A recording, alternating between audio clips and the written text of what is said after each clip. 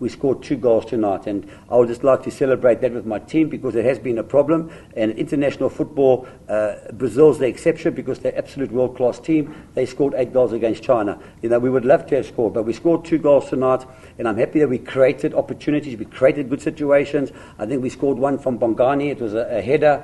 That was totally, I don't know what happened there. I'm still trying to work that one out. But, you know, at the end of the day, we got into good areas. We knocked the ball around. We played with pace when we could and slowed things down when we could. And we wanted to keep, to be a little bit more play when we had to very quickly and slow the game down when we had to, you know.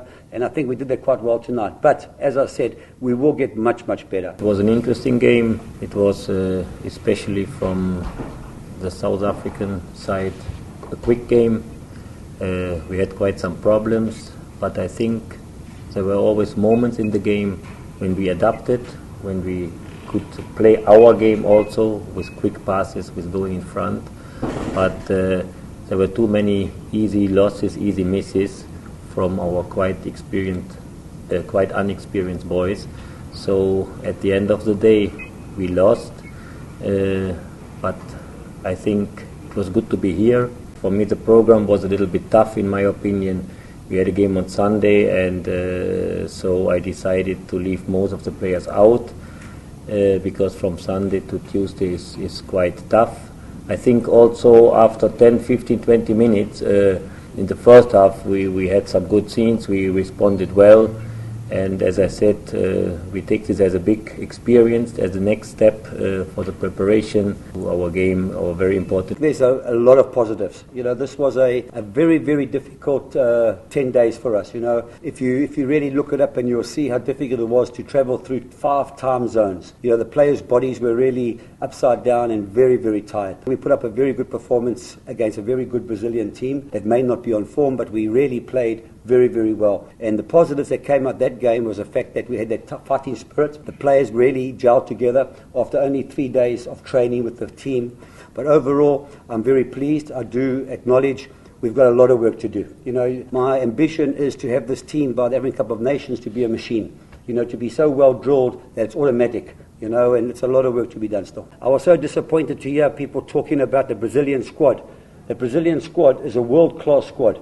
3 players from Barcelona, 2 from Real Madrid, from Bayern Munich, from Chelsea. I mean, these guys played in the European Championship and won it, and they're great players.